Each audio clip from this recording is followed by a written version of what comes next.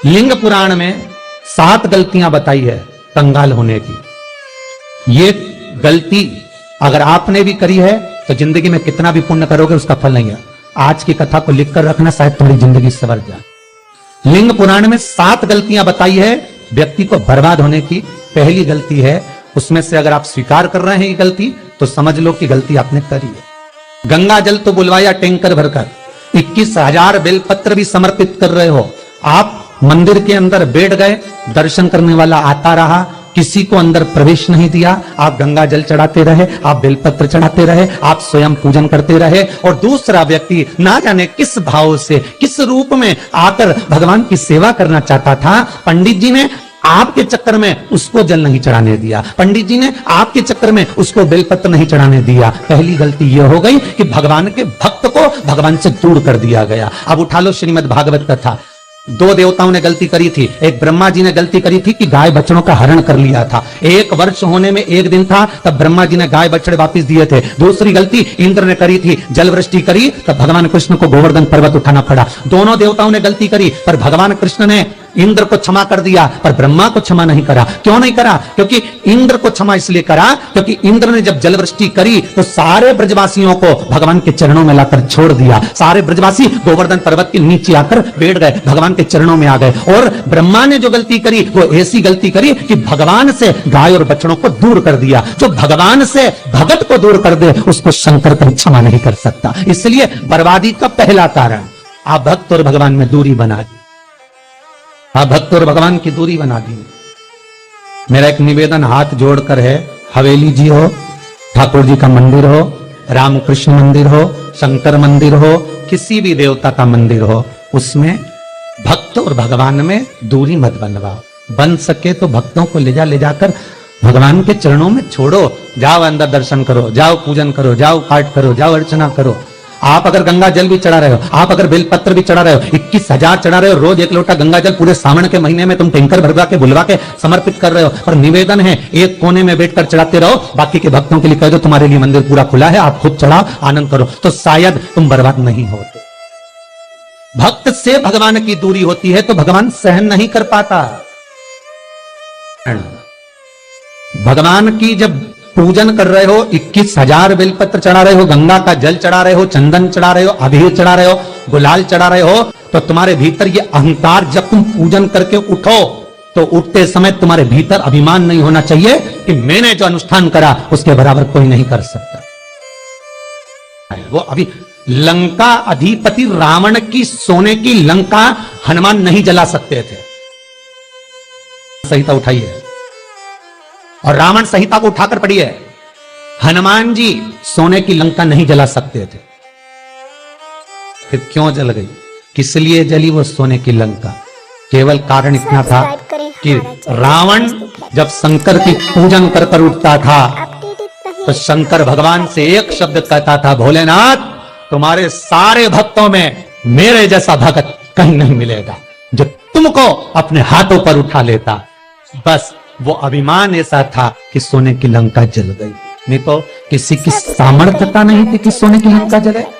आपका धन, आपका वैभव, आपकी सत्ता आपके पास रहेगी, आप पर कर्जा कभी नहीं हो सकता, आप पर कर्जा ठहर नहीं सकता। पर कर्जा क्यों बढ़ा, लंका क्यों जली, क्यों बर्बाद हुए, उसका कारण होगा आपकी अभिमत्ता। ये दूसरा कारण है व्यक्ति को बर्बाद होने का, अभिमत्ता। तीसरा कारण कहा सब्सक्राइब करें हमारा चैनल कि भगवान की सेवा तो आप कर रहे हो, ताकि आप भगवान की चाकरी में तो आप लगे हो, भगवान की आराधना भी कर रहे हो, दिया भी लगा रहे हो, धूप बत्ती भी लगा रहे हो, स्नान भी करा रहे हो, पंचामृत स्नान भी करा रहे हो, सारी पूजन अर्चना सब तुम कर रहे हो।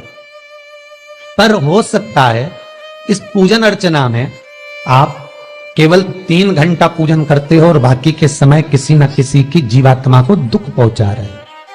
एक कथा में एक बात कही थी कि भले मंदिर में दिया मत लगाओ, भले मंदिर में जाकर धूप बत्ती मत जलाओ, भले मंदिर में जाकर भोग मत लगाओ, भले मंदिर में जाकर जल मत चढ़ाओ, कुछ मत करो, भले भगवान को नए कपड़े मत पहनाओ, भले तुम्हारी मर्जी पड़े भगवान को भोग मत लगाओ, पर शास्त्र कहता है कुछ मत करो, पर एक काम जरूर करना कि किसी के चेहरे पर प्रसन्नता ला देना तो मंदिर में दिया जलाने के बराबर होगा। किसी के चेहरे पर चमक ला देना, प्रसन्नता ला देना तो अगरबत्ती लगाने के बराबर होगा। किसी गरीबड़े के, किसी दुखी के चेहरे पर अगर तुमने प्रसन्नता ला दी तो वो भगवान को कपड़े पहनाने के बराबर होगा। मालूम पड़े तो मंदिर में पूरी सब्जी बांटो, मंदिर में भोजन कराओ, मंदिर में सारा पकवान चढ़ाओ, और कोई तुम्हारे कारण अगर दुखी है तो तुम्हें वो सुख का भान नहीं हो सकता। तीसरा चौथा कारण है कि आप जो पाठ कर रहे हो, आप जो पूजन कर रहे हो, आप जो अनुष्ठान कर रहे हो, उसमें कुछ ना कुछ गलती जरूर हो रही है। ये चौथा कारण।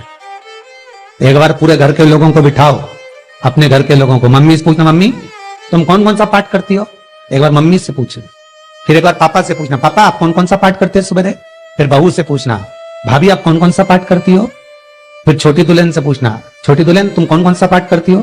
भैया आप कौन कौन सा पाठ करते हो? आप कौन कौन सा पाठ करते हो? पूछना। जब घर के अंदर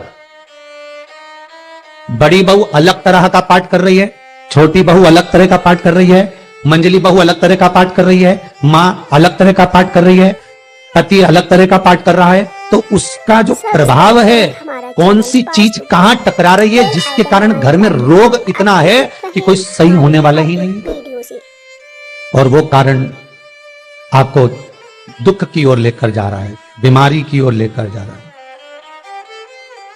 चौथा कारण है आपका मंत्र जाप, आपका स्मरण, आपका भजन, आपका पूजन कहीं गलत जरूर है। बेल आइकन दबाएं ताकि आप पांचवा अपडेटेड सूत्र रहें महाराज, हर एक वीडियो से। हमने जो दान किया, हमने जो पुण्य किया, हमने जो सत्कर्म किया, वो किस जगह पर लगा? पांचवा सूत्र है। जो आप दान कर रहे हो, सब्सक्राइब करें हमारा चैनल वास्तुक है। जो आप पुण्य कर रहे हो, सत्कर्म कर रहे हो, वो किस जगह पर लगा? ये पांचवा सूत्र। हमारे हर एक वीडियो से। फिर निवेदन करेंगे, गाय, बेटी और लक्ष्मी 50 बार विचार करना तब किसी को देना। बेटी किसी ऐसे को मत ब्याह देना जो जुआ खेलता हो, मदिरापान करता हो, मांसाहार करता हो, वेश्यावृत्ति करता हो। वो बेटी का सम्मान नहीं करेगा, बेटी रोएगी तो कन्यादान करने वाले को रोना पड़ेगा। अपडेटेड रहें हमारे हर एक वीडियो से। दूसरे नंबर पर गौ माता, गाय ऐसे ब्राह्मण को दान मत देना कि ब्राह्मण के घर में खुद रहने की जगह नहीं, और गाय को ले जाकर तुमने दे दिया, और उस ब्राह्मण ने जब तक दूध दिया बांध कर रखा, एक तगाड़ी बाल्टी साड़ी के चक्कर में ले लिया, सोने के सींग के चक्कर में ले लिया, और बाद में वही गाय कसाई के हाथ में बिक गई और कसाई ने काटा तो बद्दुआ तुमको लगी।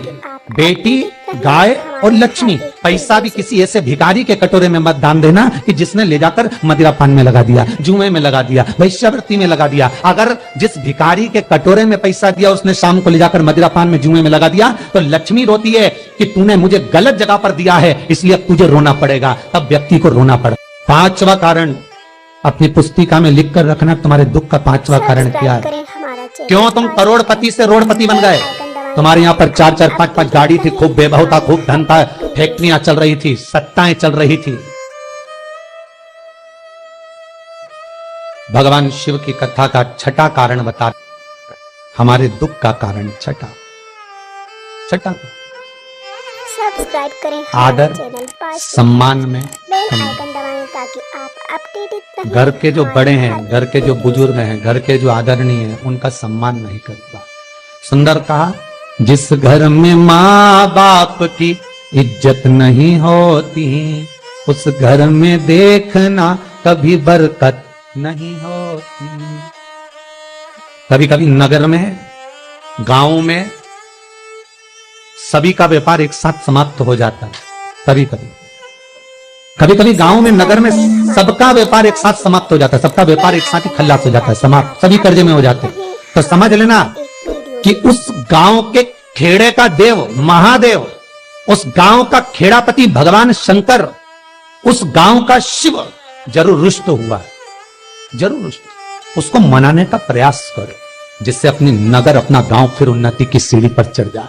जो अच्छा काम करवा रही है, अच्छी कोड़ी आई होगी, सत्कर्म करवा रही है, अच्छी कोड़ी आई होगी, और मालूम पड़े एक कोड़ी ऐसी आ गई जो डॉक्टरों में भरवा रही है, सारा की सारा धन मेडिकलों में लगवा रही है, पुलिस में लगवा रही है, कहीं गलत जगह पर लगवा रही है, कहीं एक्सीडेंट में लगवा रही है। जो कौड़ी गलत जगह पर धन को लेकर जा रही है, समझ लेना कि वो कौड़ी बेकार आ गई, जो सारा का सारा बर्बाद करने में लगी हुई है। उस कौड़ी को पहचानो कि वो कौड़ी कौन सी है। 7वां कारण शिव महापुराण का, लिंग पुराण का लिख कर रखना कि एक कौड़ी ढूंढना कि वो कौड़ी कौन सी घर में आ गई जो हमें बर्बाद कर कर चली गई। तो कौड़ी को ढूंढी। सावन से लेकर अभी तक की कथा की सबसे सुंदर रसतत्ववान आज की कथा के 7 कारण शायद आपकी जिंदगी को बना दे। साहब, ताकि आप अपडेटेड आज बाबा ने अगर बुलवाया है इस व्यासपीठ से तो आपके लिए बुलवाया होगा। श्री शिवाय नमस्तुभ्यं। श्री शिवाय नमस्तुभ्यं। श्री शिवाय नमस्तुभ्यं।